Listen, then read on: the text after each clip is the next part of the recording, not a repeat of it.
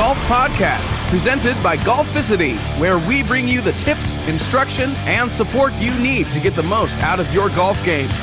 And now your hosts, Frank and Mike. Hey everybody, welcome back to the Golficity Golf Podcast. We got a lot to talk to you about today. We're going to talk about how to keep that driver in the fairway, no need to club down.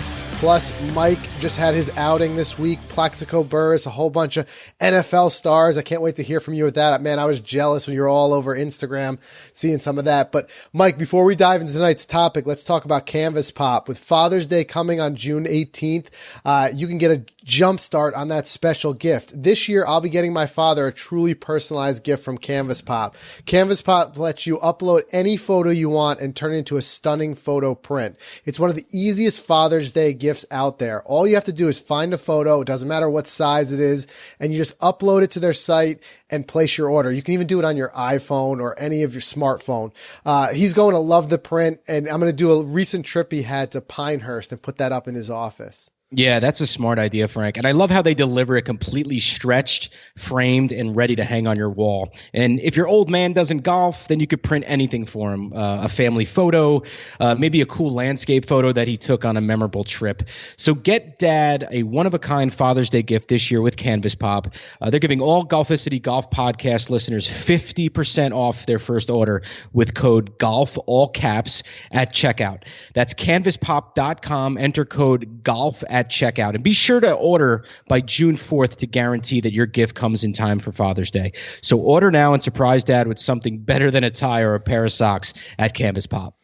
Yeah, Mike. So again, I want to talk about your outing this week. I want to talk about some really cool stuff we've got coming up on the show next week. Before we do, we're going to test a little something. We always talk about our Facebook group that we've got going on. It's really kind of grown nicely. We've got a lot of our most hardcore, diehard listeners checking out the show and jumping in the Facebook group. So what I want to try to do, I mean, I'm doing this live right now. Yeah. This is the first time. Crossing my fingers. We're going to try this. We're going to try going live on Facebook in the group. And if you're not already part of the group, make sure you join so you can be a part of these types of things. We post a lot of stuff when we go out on the course, and it's a fun time. It's a great way to kind of talk between episodes. So we're going to give this a shot right now, Mike. Let's see what happens. Yeah, let's see. Fingers crossed. Let's see what's going to happen. I'm a little nervous. Yeah, right. So let me know, Mike, when you get that. We're gonna try to pull you in there. But in the meantime, let's just kind of let's dive into it a little bit. Let's talk about what the week. I mean, haven't get a chance to speak with you much. Didn't get to fill me in, but you played this awesome, the Plaxico Burress, charity outing. Where was that? So the outing was at North Jersey Country Club, which is in Wayne, New Jersey. So for all of you Northern Jersey or New York metropolitan area folks, you'll know the area. You probably heard of the club. And a mutual friend invited me out, me and two of my buddies from the office. And let me tell you something, Frank. I've been to a lot of outings. I've been to some great outings, and I've been to some pretty poor outings. This thing was phenomenal. Yeah, it looked that way. First of all, I get there a little late. They say arrive at 11:30. I got there at about 12 o'clock. I think 80% of the outing was already in the bag. They were like 4 scotches deep. There's guys at 11 o'clock in the morning. 11 o'clock in the morning. Yeah. Their cigars were about 3/4 of the way done already. I mean, these guys were no joke. So the funny story is we're getting ready to go out.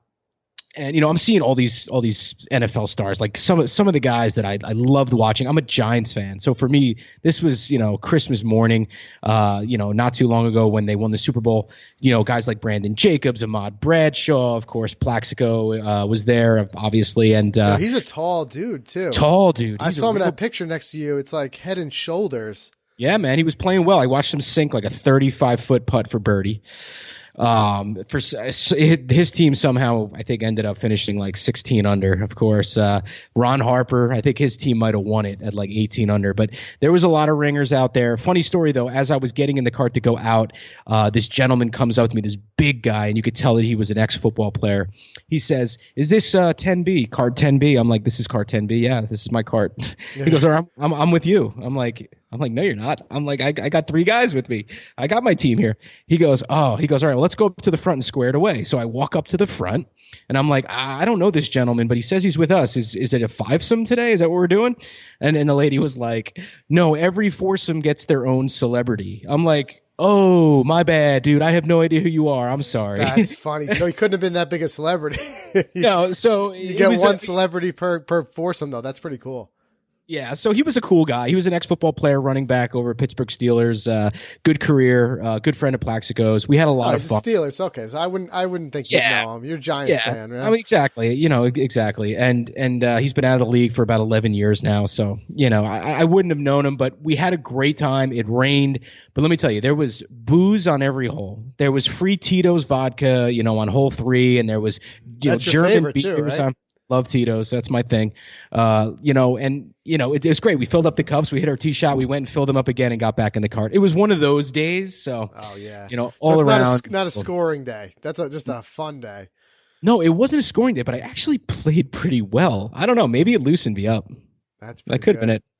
I got to remember that. Yeah. Well, I tell you, I was jealous following along with those pictures. I was just in my office working, and I'm like, what is this guy doing? But really cool. Any of those guys hit the ball well?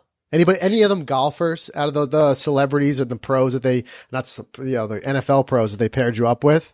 Well, one of the ex NBA guys that was there, Ron Harper, he's lights out. He plays here at my home course. Who else? I'm trying to think. A lot of them are just hackers. You could tell I was watching them. They're just swinging the club, no form, but they were having a blast. I mean, you could tell they're all friends. Plaxico invited all these guys out to support his outing. It was for a good cause, for a kids' orphanage locally. So, the rain kind of sucked because it rained for about 13 holes and it was cold. But whatever, man. The course looked nice, though. Yeah, it was. It was excellent. And I wish I could have played it on an 85-degree day because it's one of those, $25,000, initiation membership type clubs that are just pristine, beautiful clubhouse, really, really great amenities. So it was a good day. Got home kind of late, but hey, it was worth it. That's cool. But yeah, look, I just saw this week on Golficity that article about how many pros from other sports are getting so into the game. And even some of them are treating it like almost as a retirement thing. I know we remember, Michael Jordan playing some golf and stuff like that. He played baseball after he retired from basketball. But then you have guys like Stephen Curry, who's talking about how he actually wants to make it into the PGA Tour, once he's done with basketball. And, just kind of cool to see something like that. Chipper Jones, another great golfer who's just kind of getting into the game, having a good time. I mean, these guys play a lot of pro-ams. They do stuff like that. Right. But it's cool to see some of these other athletes give a shot at. Yeah, Romo, who didn't quite make it into the U.S. Open. He made it pretty far in the qualifier, but didn't quite make it. But he's going to be in the broadcast booth this week. Did you see that? Yeah, I did see that. He's going to be a Colonial in the booth. So that's interesting. In the booth. So it's cool. And I always like seeing that. It just kind of also proves how tough of a sport golf can be. When you see these guys who are just like peak form athletes and they're struggling with the game and just struggling to be able to, put a good swing on it. And you're just like, you realize it takes some serious skill that's not necessarily transferable. Yeah, I love all the people killing him on the comments of that article that was on Golficity about him being in the booth saying, hope he doesn't get hurt walking into the booth. Oh, yeah, I know. I can have fun with that being a Giants fan. But, it's funny. That is funny.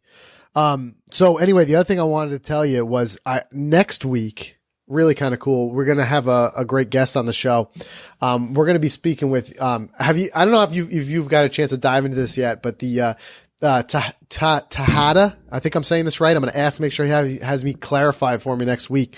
But, the golf training program, training courses online. I just started diving into it. I know one of our writers, Chris McEwen, he's going to be doing like his journey through it. It's a 60-day program. So he published his first thing on the first couple days and how that's going. Really cool. I'm really interested to hear this story because it's kind of a different take, a new way of doing some golf training. And I'm interested to see if it improves my game. I'm going to be working along with it, but I want to hear, straight from the source and hear from these guys, like how it works. So that's going to be an interesting interview. So I look forward to that next week. Yeah, I'm looking forward to it as well. I mean, I'm hearing a lot of chatter about it. I haven't really, jumped in yet, but, it seems pretty interesting. It seems like a cool concept, and I think I'm going to have to give it a roll. Yeah, definitely do so. All right. So anyway, we're testing this thing out with Facebook Live. So if you're in the group, if you had a chance to check this out, Mike, for some reason, I can't add you I don't know why I tried to add you the thing. It doesn't like you. I don't know why. Yeah, Funny thing is at one point, your wife, Nina, jumped in here and it said I could add her. I don't know. Yeah, maybe she must be looking for me. Maybe you're getting outsourced. I mean, I'm going to have to put her on the show instead of you here. You know what? You could put her, and she knows more about golf than I do. So anyway, if you did want to follow along in Facebook Live for part of this recording, make sure you tune in Sunday for the whole episode. If you haven't, make sure you join our Facebook group so you can be a part of this. Very soon, this is kind of like a little test we're doing here. Very soon, we're going to be doing an entire episode on Facebook Live. That way we can answer your Q&A. So we're going to hear from everybody out there who's in the group. So make sure you join the group so you get these notifications and you know when we're going live. And like I said, if you're watching us live right now, tune in for the rest of the episode on Sunday. Okay. So, Mike, I just want to say, speaking of Sunday, man, what is the big Memorial Day weekend plans? Are you staying local, playing golf? What's going on? Yeah, man, staying local. I wanted to hit the beach. I wanted to get down that way, but my wife, we're getting right towards the end right now. She's 8 months pregnant. So yeah, finish line. Yeah, the finish line. The idea of sitting in any type of Memorial Day traffic is not like. She's not that keen on that idea, and I don't blame her. So we're going to lay low. We're hanging home. I'm sure I'm going to get a round or two of golf, and I always like playing Memorial Day golf. You know, they put the flag sticks in that are the American flags and stuff like that. And, it's always fun. So I'm going to do that and just kind of hang out. I got some projects I want to do around the house. I actually last weekend, I finally, since moving into this new house about a year ago, I finally took the time and tackled cleaning out the garage, and I started thinking, I'm definitely putting my simulator out there. Yes. I found the space. I found the way I can make this work. When I pull the car out, especially like we talked about it before about how to make a home simulator.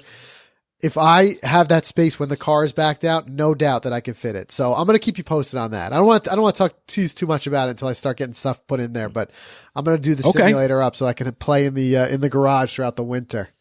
That's pretty cool, man. Simulator in the garage and the course in your backyard. Dude, and I was plenty jealous of the guys in our Facebook group who were posting their own home simulators over over the winter. And I'm like, I got to do this. But I didn't think I had the space. And I had no ceilings that were high enough. And then, I just kind of like saw it. And when I got some stuff and some junk out of there and got it cleaned up, I'm like, I can definitely make this work. So yeah, you better get on that before the fall. Okay. That's what I'm going to do, man. Trust me. Wait till you see it. It's going to be good. So, all right, let's do a quick word from our sponsor. Then I want to jump into today's topic about how to hit some more fairways with your driver. Hey, you may know the USGA mostly for their 14 annual championships and competitions. Their championships are widely looked upon as the ultimate tests in golf, but there's a lot more about the USGA you may not know. Yeah, Frank, the USGA's innovation team has just come up with a resource management app that helps course superintendents know how to better allocate their resources and help ensure a better playing experience for all golfers. Plus, the USGA's handicap system will help level the playing field and makes the game more social. Yeah, and along with the RNA in Scotland, the USGA is modernizing the game's rules. They're even asking us for feedback, and anyone is available to share that online with them anytime. There's a lot to love about golf, and the greatness of the game brings out the best in all of us. Discover more at usga.org. Okay, so Mike, when you hear the topic, let's talk about how to hit more fairways. The first thing that comes up, and I'll admit, we even did an entire episode on it, the idea of just sometimes you just need a club down, right? Mm-hmm, mm-hmm. But in a certain way, there's two sides to that story. There's the side where you could say, yes, that's smart.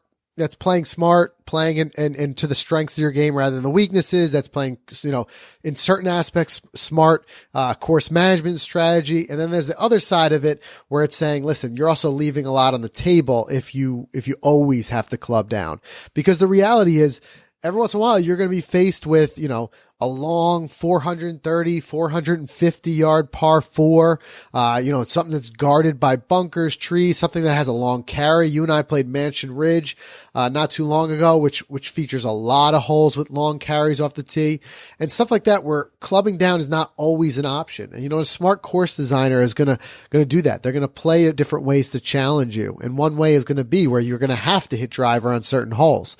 So, in order to do that, we really need to be able to work our way up to being confident in hitting that driver and saying, we're able to hit the fairway with it. Because as we all know, especially as that rough starts to really grow in, there's a huge difference, in your ability to score, whether you're going to be out of the rough or in the fairway.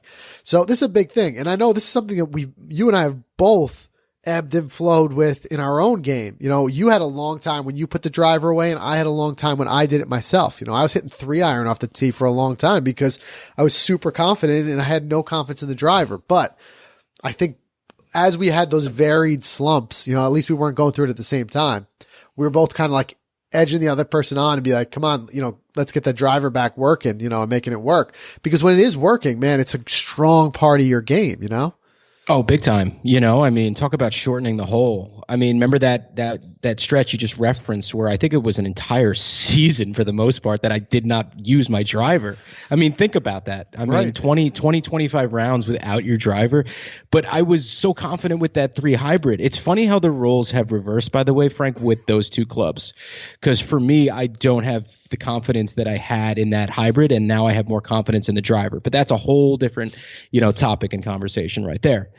But let me tell you something, man. I did put it away, and then I came back, and now I feel like I kind of want to put it away again.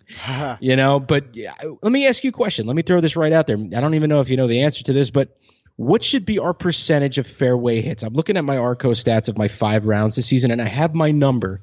For you, what's a good percentage? Oh, I would love to hit 50% of my fairways. You know, for me, you know, look, I got to be realistic. You know, for me, for my level, my handicap, you know, like I always say on the show, I'm not a pro. You know, I'm a guy who loves the game. I love learning the game. I love sharing that process.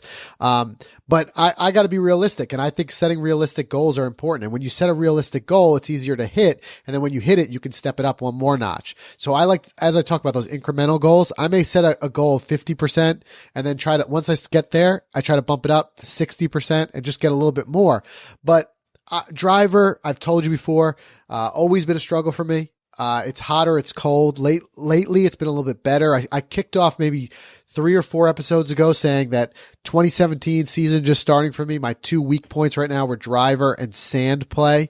I feel like I'm getting that driver back in order, but for me right now, an actual realistic number is about 50%. If I'm in the fairway 50% of the time, terrific. And I will make it work the other 50 and scramble and do what I got to do.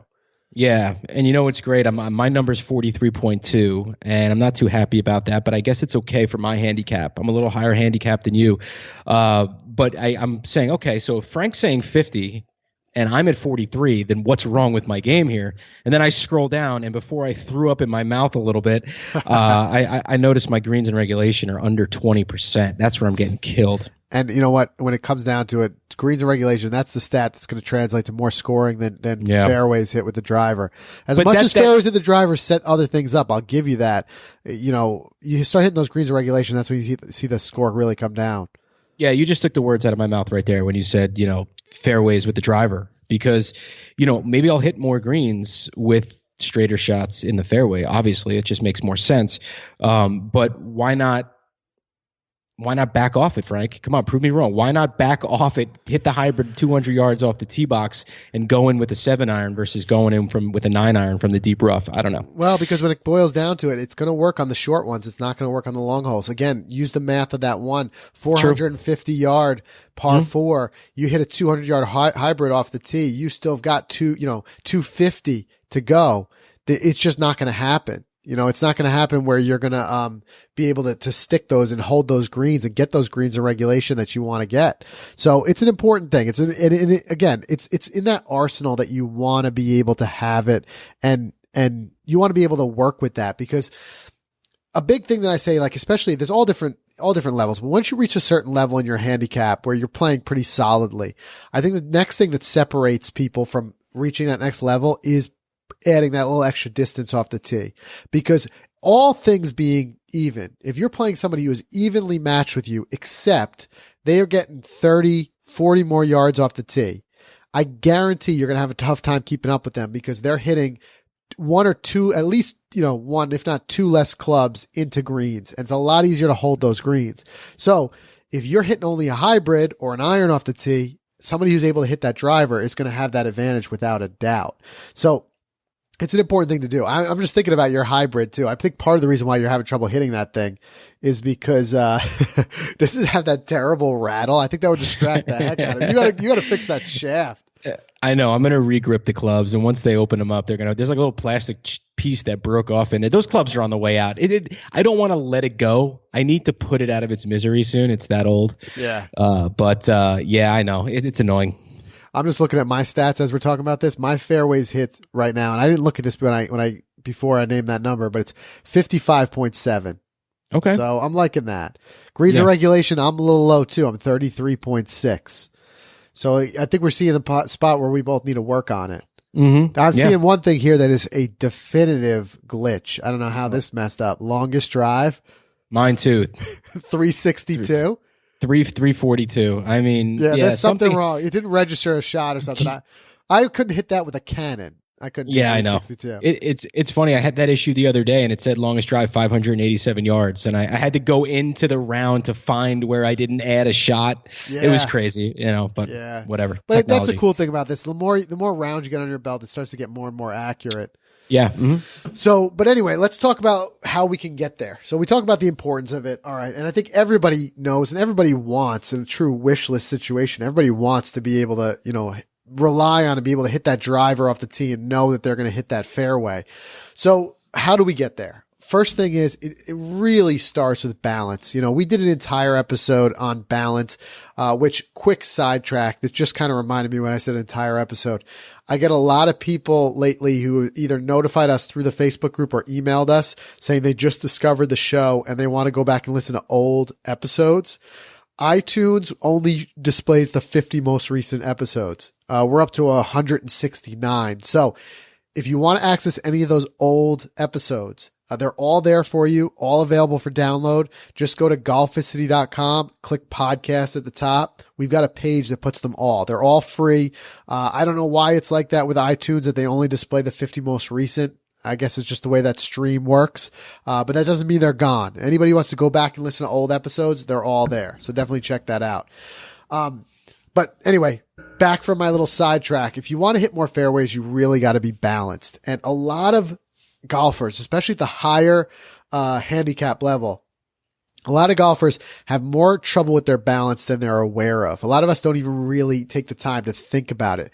But if you want to have control with that ball over long distances, you really need to stay balanced and you need to stay in control of that swing. And part of being in control of the swing is staying balanced. So without getting into the whole thing, because like I said, we did a whole episode on it, which you can go back and check out. Let's just talk about one quick drill that I think is a smart one. Next time you're down at the range working on your driver, work on hitting driver shots, while staying balanced. What you want to do is pretend like you're hitting a pitching wedge while you're actually hitting the drives. Because a lot of us, we're able to stay so nice and balanced and we can hit our wedge so well.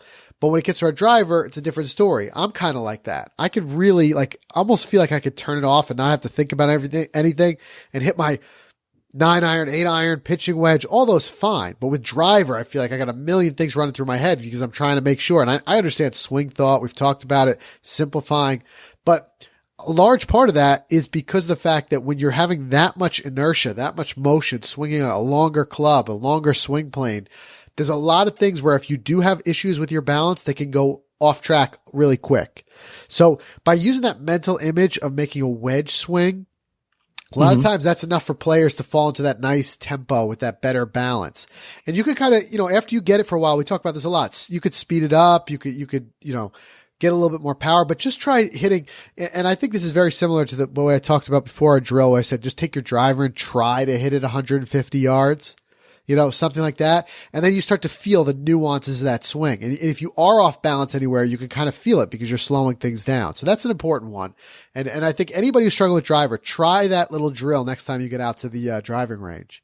Yeah, I was working with the whole 75% Mike, 75% Mike. As I kept saying to myself every time I was swinging the club. And it worked. It really slowed does. me down. And but the thing with you that I'm always so surprised with when we play together is that when you do feel like you're swinging slowest, I think that's when you hit the biggest drive. Furthest, right? Absolutely. Mm-hmm. So it works because all it comes down to is being balanced, being in control, that better tempo. You're going to hit the sweet spot more often, and you're going to see not only are you going to surprise yourself that you don't lose distance, you're going to be more controlled. You're going to be in the fairway more often. The other thing to look into is just manipulating your tee height. Trying a couple different things, testing different things. Again, another thing that we did an entire episode on was just tee height. But It is a variable that you're going to want to pay attention to. We talk about with driver, you want to tee it high enough that when you rest that club down, it's no lower than the sweet spot. It's got to be at the sweet spot or higher, because otherwise, if it's lower than the sweet spot, obvious physics, you can't reach that sweet spot without hitting the ground with your driver. So you want it to be a little bit higher. But, we hear the phrase tee it high, let it fly. That's, it's a very true statement in a lot of ways. You're hitting up on the ball. So a lot of guys will tee it up nice and high to get that extra distance, let it really soar. But remember, the further it soars up in the air, the more likely it is to stray offline. It's up in the air, it's up in the elements. If there's wind, if there's anything like that, if there's spin on it, it's going to be affected more. So if you're having a lot of trouble keeping the fairway, just try testing out teeing it a little bit lower.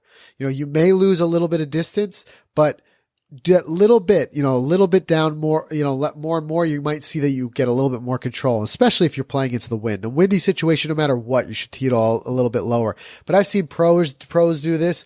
I remember recently hearing an interview with Graham McDowell. He talked about this. He talked about how he likes to tee it a little bit lower and just give up a little bit of distance and just work more on hitting his targets in the fairway. It's a big thing. And I think there's not a person out there that I could think of that wouldn't sacrifice 5 yards distance for, that much more accuracy. Hit just a couple more fairways. I mean, pretty much anybody would, because you make up those 5 yards in no time hitting a club off the short grass than you do out of the rough.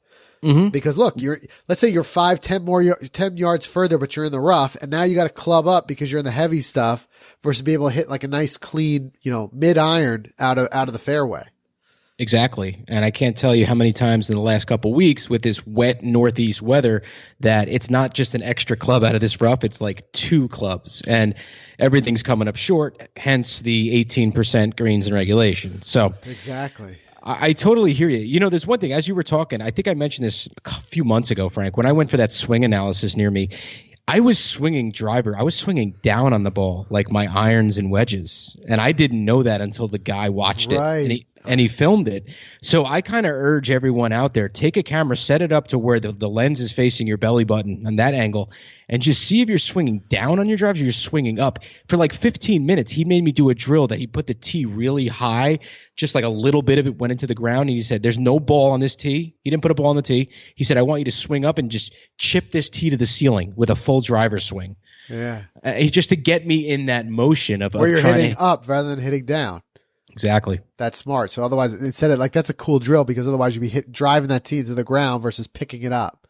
Right. It was awkward as can be, but I totally get it. And, maybe hitting down on the ball is causing that sharp push slice with that extra spin on the ball, on that outside. You hit down and across it, because that's what's going to create that side spin.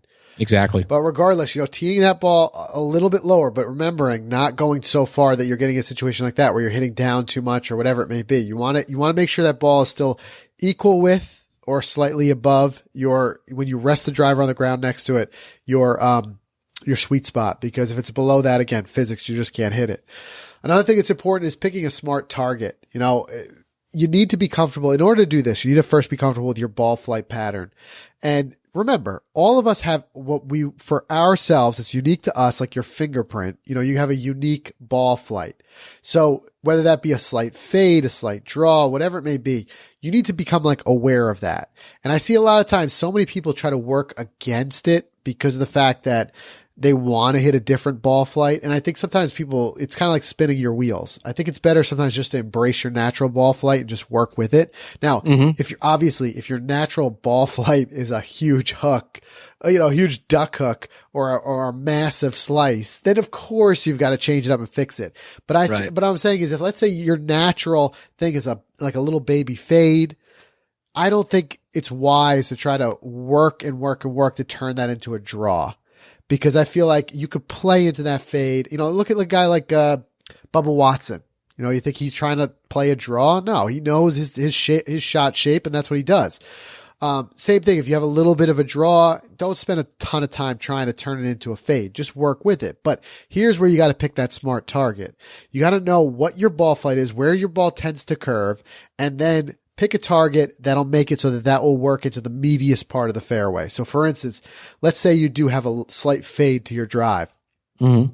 In that case, you want to aim for the left side of that fairway, or depending on the exacts and the undulations of the fairway, if there's a spot you want to hit on the fairway, aim just a little bit left of it, knowing you're going to work your way back in. Same thing with a draw. You know, you might want to aim a little bit to the right of the fairway. So that way you kind of allow the ball to naturally work with your natural swing and work its way in.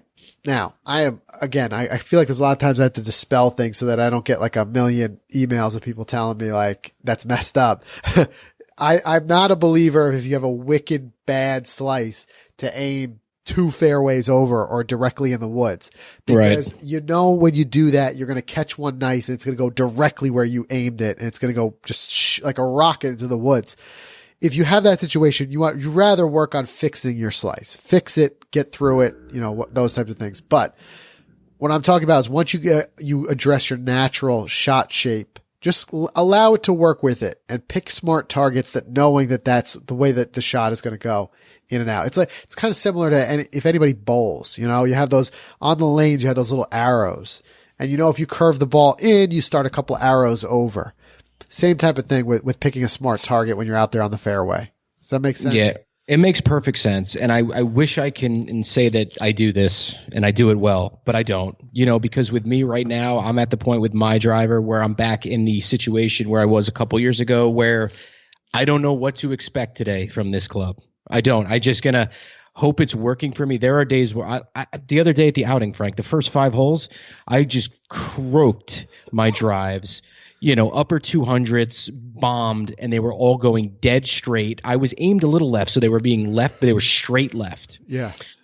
And then, of course, then the push slice started to come back. So, you know, for me, targets, yeah, I could try to pick targets all day, and I try to visualize, I try to pre-shot routine, I try everything, but I don't know, man. For me, I got to figure this whole target thing out. Did the push slice start coming in around about the time that Tito's was kicking in?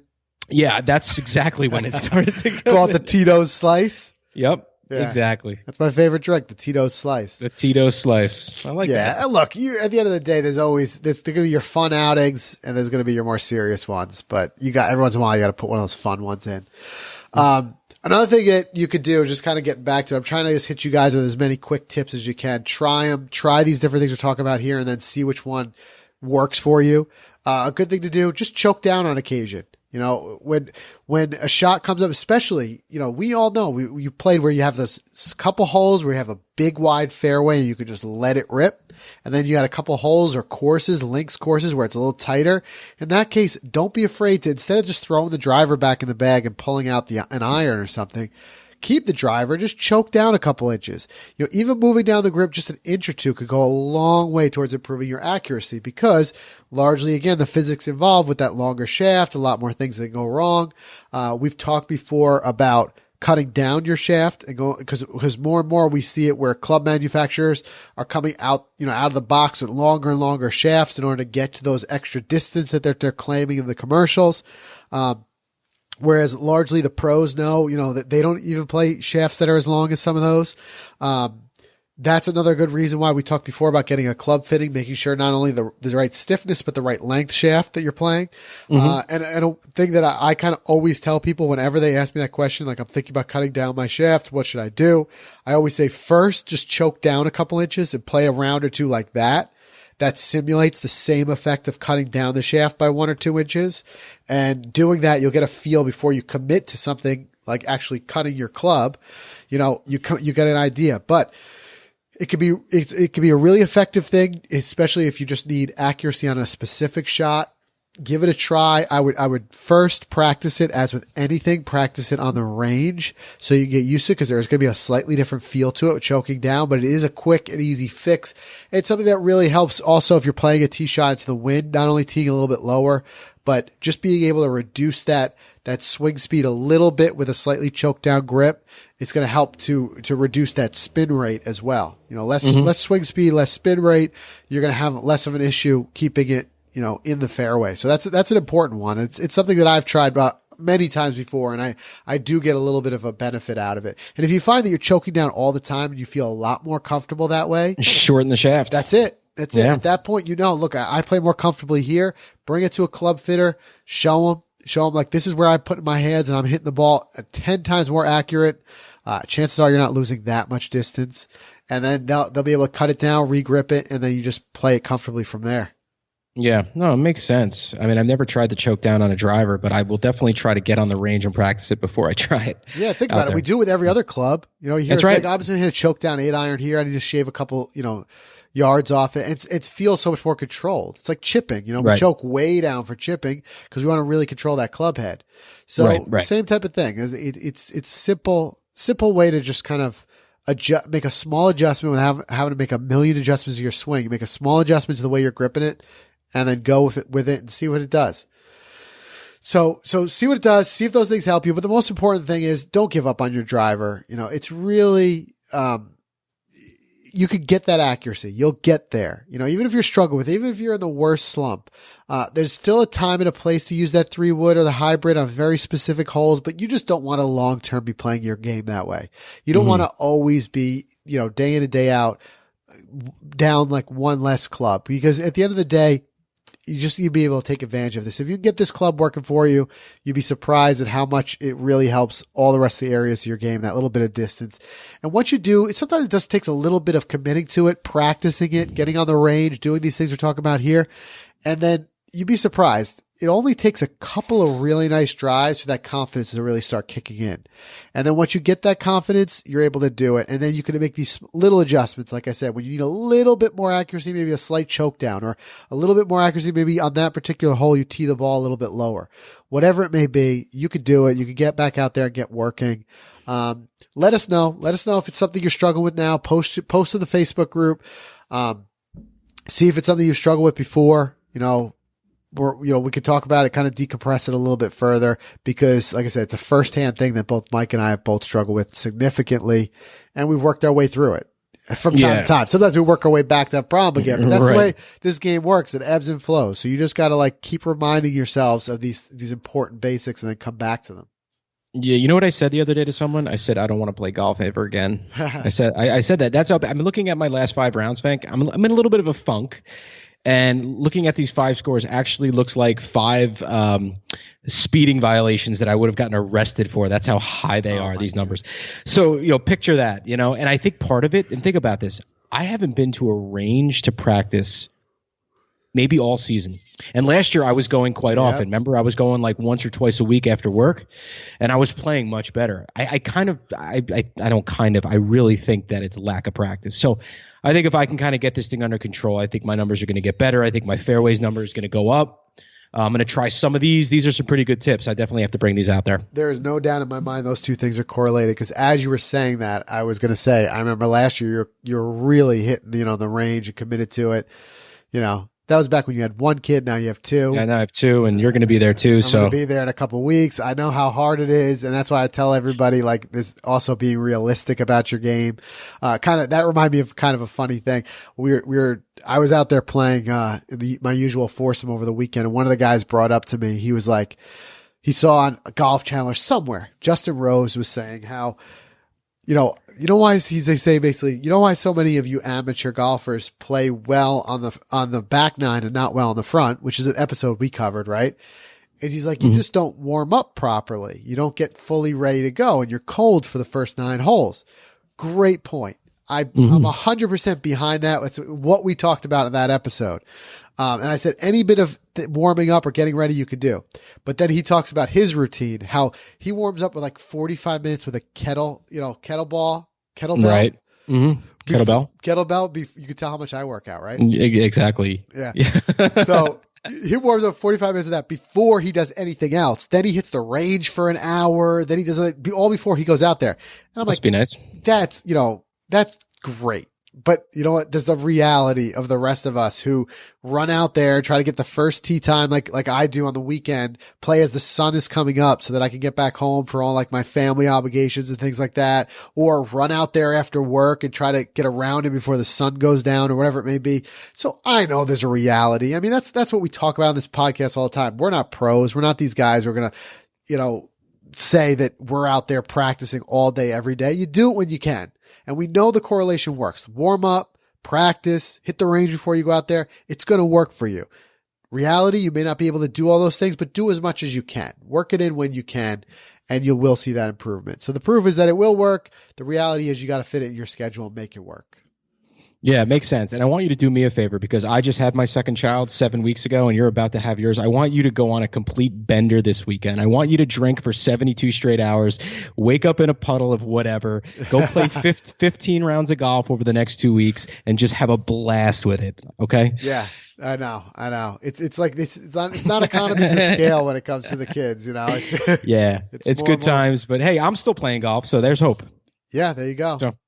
Plus, my daughter's more and more. I mean, she's only 3, but she's starting to like play golf. I mean, I'm literally sitting in my office right now. I've got one of her plastic clubs sitting next to me. So it's only a matter of time. It's good. Like just like anything else, we're gonna play less, and then we're gonna play a whole lot more when they're old enough to get out there and play with us. So yeah, exactly. All right. So, Mike, before we wrap it up again, I just want to thank our sponsor, the USGA. You may know the USGA mostly for its championships, but did you know the USGA is working to modernize golf's rules by making them easier to understand and apply? And they're working with golf facilities to help reduce their dependency on critical resources, including a reliance on water. Plus, the USGA's handicap system is used in more than 40 countries around the world. Yeah, Frank, there's a lot to love about golf, and the greatness of the game brings out the best in all of us. So discover more at usga.org. Yep. So, all right, Mike, that's everything we got. Hey, get a couple rounds in yourself. You're going to the beach, but get a couple rounds in this Memorial Day. Let us know about them. I have one booked for Sunday morning. Perfect. I'm going to try to play too. Follow us, as you say, on Instagram, on Snapchat, everything at Golficity. Super easy to remember. You can see us as we make our way through some of these rounds, and we'll be back again next week. Like I said, got a great interview coming up for you, so stick around for that. We'll see you then.